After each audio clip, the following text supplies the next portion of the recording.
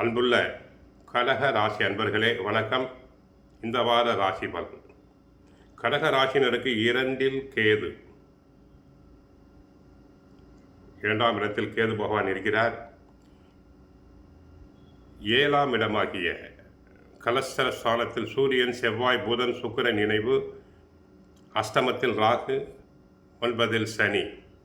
விரய ராசியில் குரு பகவான் இருக்கிறார். புது விதமான ஆசைகள் மனதில் உருவாகும். இணையம் சார்ந்த துறைகளில் சில நுட்பங்களை தாங்கள் அறிந்து கொள்வீர்கள்.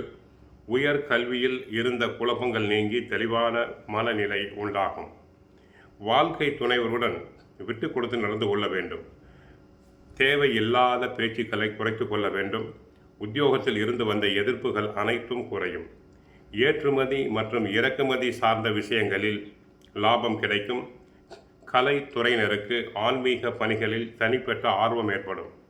இழுபறியாக இருந்த காரியம் அனைத்தும் சாதகமாக முடியும். மாணவர்களுக்கு கல்வியில் ஆர்வம் அதிகரிக்கும். நன்றாக படிப்பர். போட்டித் தேர்வுகளில் கலந்து கொண்டு வெற்றி பெறுவார்கள். அரசியல்வாதிகளுக்கு கட்சி மேலிடம் ஆதரவாக செயல்படும். கட்சிக்குள் புகழ் செல்வாக்கு அதிகரிக்கும். விரயஸ்தானத்தில் குரு இருந்தாலும் அவருடைய பார்வைக்கு விசேஷமான பலன் உண்டு. அவர் சுகஸ்தானத்தை பார்ப்பதால் எத்தனை கஷ்டங்கள் வந்தாலும் கூட அது குறித்து கவலைப்படாமல் அடுத்து என்ன செய்யலாம் என்று யோசித்து செயல்படும் மனநிலையை அவர் கொடுப்பார். பொருளாதார ரீதியாக சங்கடங்கள் ஏற்படாது.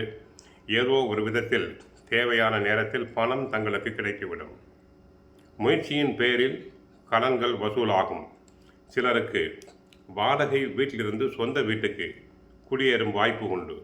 பிள்ளைகள் நலனில் அக்கறை அதிகரிக்கும். பூர்வ புண்ணியம் மற்றும் தொழில் அதிபதி செவ்வாய் பலம் பெற்று சூரியனோடு இருப்பதால் தொழில் முயற்சிகளில் துணிச்சலோடு செயல்படுவீர்கள். அதனால் வெற்றி தங்களுக்கு கிடைக்கும். குரு விரயஸ்தானத்தில் இருக்கிறார். பணம் செலவு செய்யும் போது திட்டமிட்டு செலவு செய்யுங்கள். பட்ஜெட்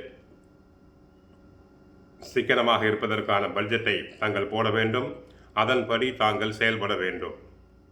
ஆனால் எப்படி இருந்தாலும் எதிர்பாராத வகையில் செலவுகள் அவ்வப்போது உருவாகலாம்.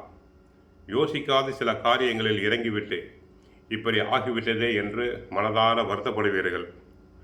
முன் யோசனையுடன் செயல்பட்டால் இவை அனைத்தையும் தாங்கள் தவிர்க்கலாம். 21ஆம் தேதி அதிகாலை 1:36 முதல் 23ஆம் தேதி காலை 8:33 வரை சந்திராஷ்டமம் உண்டு. சந்திராஷ்டம தினத்தில் கவனமாக இருத்தல் வேண்டும்.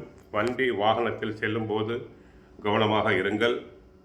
கோவிலுக்கு சென்றால் அபிராமி அம்மனையும் புவனேஸ்வரி அம்மனையும் வழிபடுங்கள்.